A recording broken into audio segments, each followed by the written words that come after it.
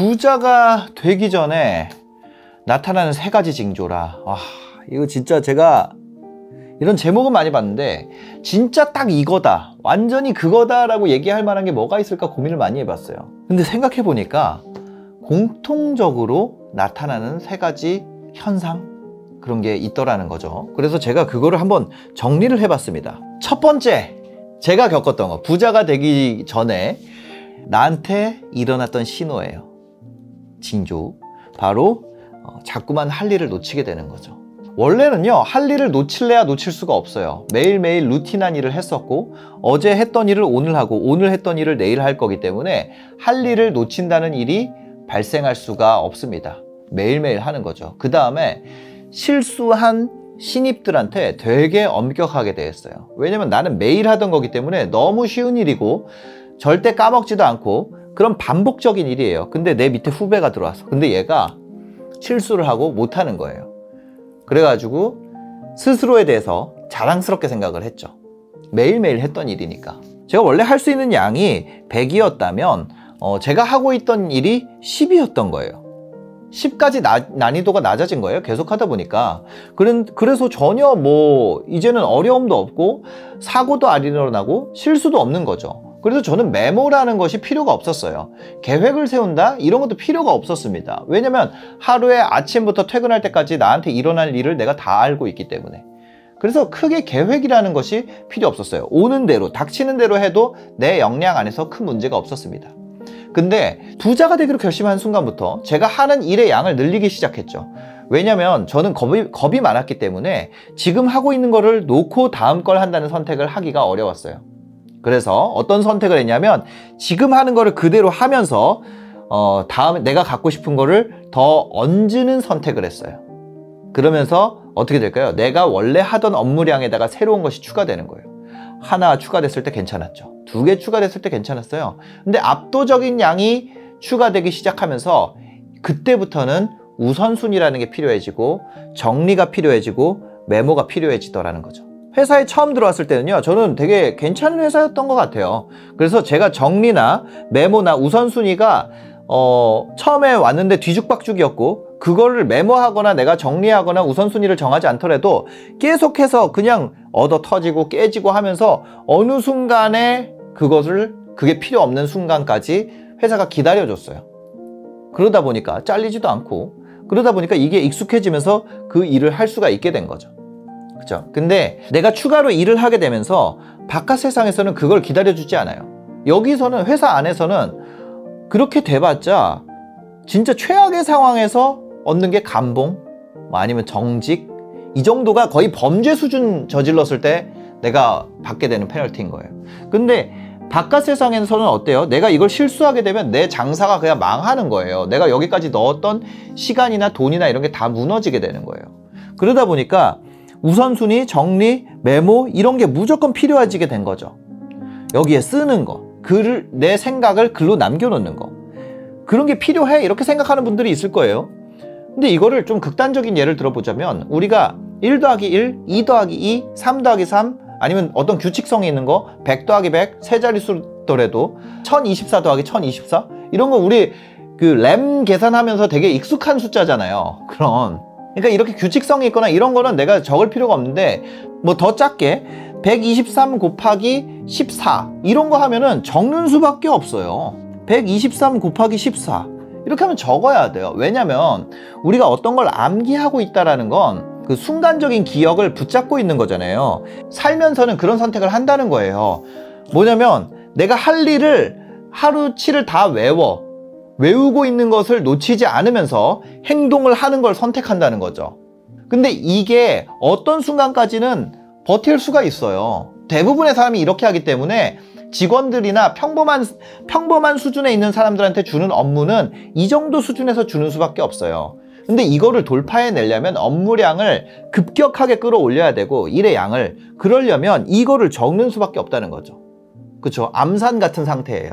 어떤 숫자는 암산하는 게 더 효율적일 수 있지만 어떤 숫자부터는 암산하는 거는 미친 짓일 수 있잖아요. 그래서 부자가 되기 전에 나타나는 징조, 그거죠. 자꾸 내가 실수를 한다. 왜냐면 내가 익숙하지 않은 일을 하기 때문에 그런 거예요. 내가 할 수 있는 양을 넘어서기 때문에 그런 거예요.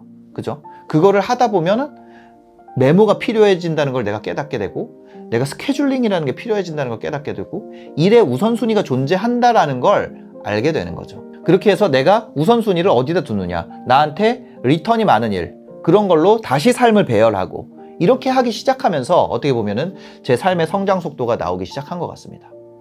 그리고 두 번째는요, 포기하고 싶은 마음이 느껴진다는 거예요. 포기하고 싶은 마음. 그게 무슨 얘기일까요? 마라톤으로 예를 들어 볼게요.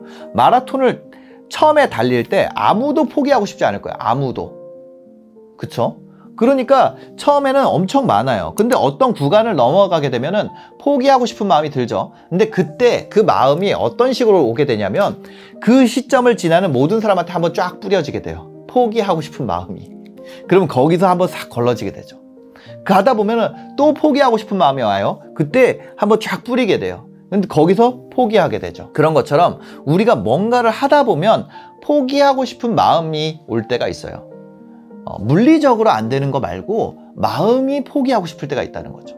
그 포기하고 싶은 마음이라는 거는 정말 정말 중요한 신호예요. 그 마음이 내가 아니라 다른 사람들한테도 똑같이 왔다는 거를 내가 깨닫기만 하면, 지금 내가 아픈 만큼 지금 이 경쟁 업체들, 지금 내 옆에 있는 모든 경쟁 업체들이 이 아픔을 겪는다는 것을 아는 것. 포기하고 싶을 정도로 힘든 순간이 왔을 때 더 행복한 이유죠. 네. 그죠? 그거를 넘어서면은 내가 이기겠다. 여기서 몇 명 떨어졌다. 뭐 내가 유튜브 하다가 갑자기 그만두고 싶을 마음이 들 거예요. 그럼 그때 이런 생각 하시면 돼요. 아, 여기서 내가 한 50%는 이겼다. 그리고 계속 가다가, 그걸 저도 그랬던 것 같아요. 신사임당 채널도 그냥 계속 한 거예요. 포기하고 싶은 마음 안 들었겠어요? 계속 들죠. 예, 근데 저는 그 포기하고 싶은 마음에 언제 당했냐면은 183만에 당했습니다. 더 이상 못 하겠더라고요. 근데 내가 일상적으로 살 때는 포기하고 싶은 마음이 안 들죠. 근데 어느 순간 아까 첫 번째 얘기했던 거, 자꾸만 일을 놓치게 되고, 이렇게 되면은 어떤 걸 시도했는데 계속 실수하게 되고, 놓치게 되고, 우선순위를 놓치게 되고, 이런 상황이 돼서 내가 실수를 한다는 거를 자꾸 부정적 피드백을 하게 되면 포기하고 싶은 마음이라는 게 생겨요. 근데 그 단계에서 다 그만둔다는 거죠. 예, 낚시도 그래요. 저 낚시, 붕어 낚시 좋아하는데, 붕어 낚시도요, 포기하고 싶은 마음이 드는 순간이 있어요. 그거를 넘기고 나면은 더 매니아가 돼. 그래서 포기하고 싶은 마음이 든다. 이거는 부자가 되는 징조 중에 하나다. 포기하고 싶을 때 많죠. 근데 그거를 그냥 생각을 바꾼 거예요. 어떻게 보면은 그냥 정신승리를 한 거죠. 나만 그런 거 아니야. 경쟁 업체들 이거 다 겪고 있어. 이거는 포기하고 싶은 마음이 나한테 왔다는 건 다른 사람한테도 왔다는 거니까. 다른 사람이 포기할 수 있는 정말 기회가 왔다는 거죠. 세상은 협력 게임도 있지만 분명히 경쟁적인 요소도 있거든요. 세 번째는요, 이거는 제가 게임에서 부자 될 때 느낀 건데요. 월드 오브 워크래프트에서 골드가 많았어요. 저는 골드 파티라는 제도를 운영을 했었거든요. 저는 그때 번 골드를 온라인 사이트에 팔아서 좀 근근히 생계를 유지를 했었어요. 근데 온라인 게임 안에서는 엄청나게 부자였죠. 근데 그때 느낀 게 있어요. 아, 이게 부자가 되는 거는 이런 거구나. 내가 그걸 못하고 있는 시간이 아깝게 느껴지는구나. 이런 걸 알게 됐어요. 저 게임에 빠졌을 때요, 수업을 하는 시간이 아깝게 느껴졌어요. 그래서 수업을 쬐어요. 대학교 수업을 안 나갔습니다. 그리고 연애를 하는 시간이 아깝게 느껴졌어요. 여자친구랑 있어도 행복하지가 않은 거예요.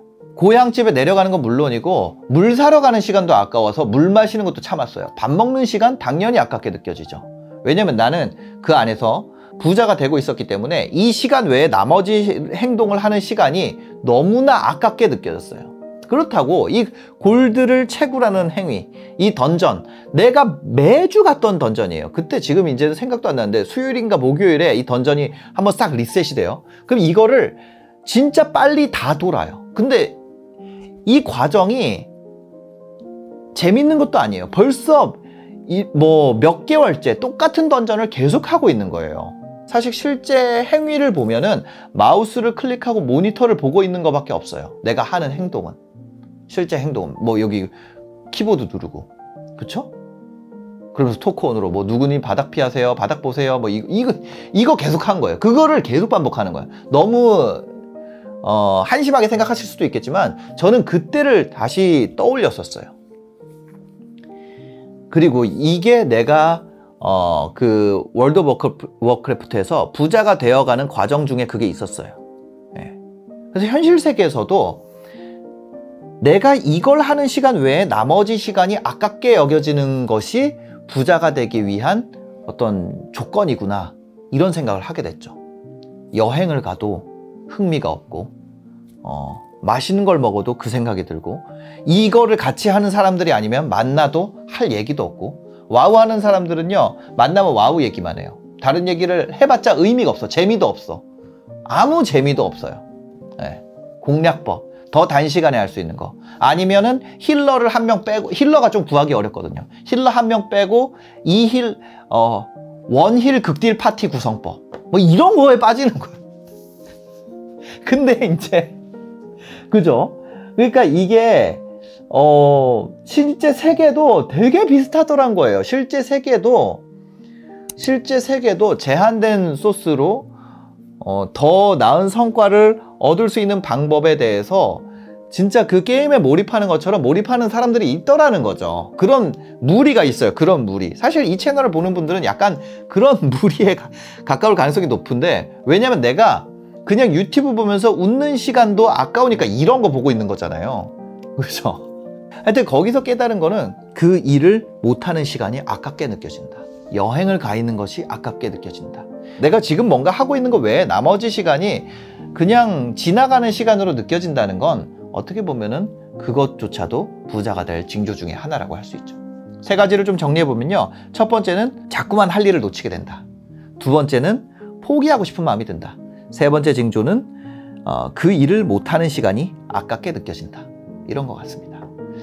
여러분들도 아마 이런 느낌을 어떤 분야에서건 많이 느껴보셨을 거예요. 저는요, 이 세 가지 느낌을 게임을 할 때 느꼈었거든요.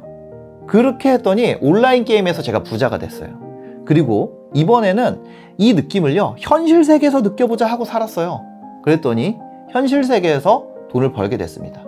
여러분들도 이 세 가지 느낌을 한번 느껴본 적이 있다면 그때의 감각을 좀 살려보시면 지금의 빠른 성장을 만드는 방법 중에 하나가 되지 않을까 생각됩니다.